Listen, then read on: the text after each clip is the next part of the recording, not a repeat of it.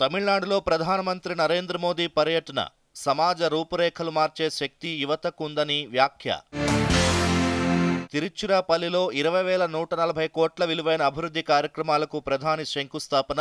2014లో 4,000గా ఉన్న ఆవిష్కరణలను దశాబ్ద కాలంలో ఆ సంఖ్య 50,000కు పెంచామన్న నరేంద్ర మోదీ.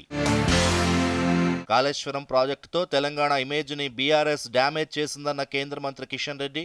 బీఆర్ఎస్ ప్రభుత్వం చేపట్టిన సాగునీటి ప్రాజెక్టులపై సమగ్ర విచారణ జరిపించాలని డిమాండ్.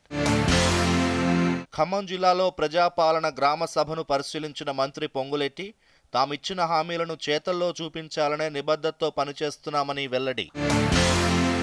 దేశంలో కొత్తగా 573 మందికి కోవిడ్ పాజిటివ్, 4,565కి పెరిగిన యాక్టివ్ కేసులు. Singareni CMD Sridhar transfer, finance director బలరాంకు సీఎండీగా అదనపు బాధ్యతలు. నూతన సంవత్సర వేళ 4 రోజుల్లో రాష్ట్రంలో 777 కోట్ల మద్యం అమ్మకాలు. డిసెంబర్ నెలలో 4,297 కోట్ల విలువైన లిక్కర్ విక్రయాలు జరిగాయన్న అధికారులు. ప్రభుత్వ పాఠశాలల్లో పూర్తి స్థాయిలో ఫేషియల్ రికగ్నిషన్ హాజరు విధానం ఆదేశాలు జారీ చేసిన విద్యాశాఖ. శంషాబాద్ విమానాశ్రయంలో పార్కింగ్ ప్రాంతం నుంచే చెక్ ఇన్ సౌకర్యం.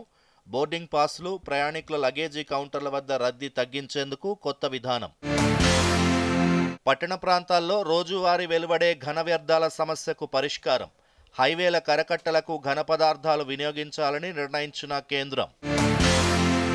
ఎల్ఐసికి 806 కోట్ల జీఎస్టీ డిమాండ్ నోటీసు ఇచ్చిన కేంద్రం. నిర్దేశించిన గడువులోగా ఆర్డర్కు వ్యతిరేకంగా అప్పీల్ దాఖలు చేస్తామన్న ఎల్ఐసి. గత డిసెంబర్లో జీఎస్టీ వసూళ్లు 10% పెరిగాయన్న ఆర్థిక శాఖ. తెలంగాణ ఖజానాకు 4,753 కోట్లొచ్చినట్లు వెల్లడి. 2022-23 ఆర్థిక సంవత్సరానికి 8.18 కోట్ల మంది ఆదాయ పన్ను రిటర్న్స్ దాఖలు.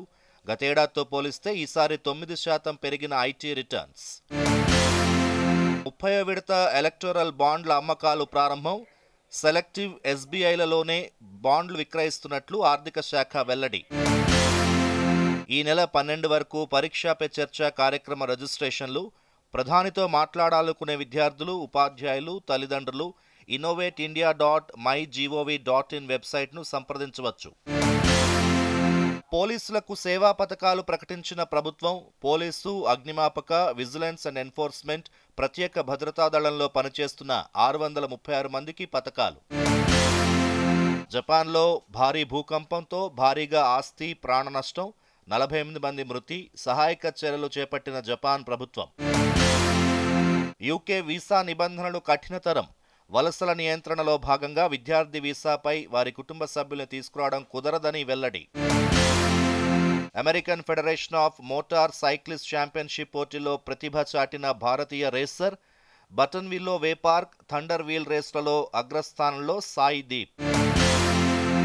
ఫైవ్స్ వరల్డ్ కప్లో భారత మహిళల జట్టు కెప్టెన్గా రజని. జనవరి 24 నుంచి 27 వరకు మస్కట్లో టోర్నీ.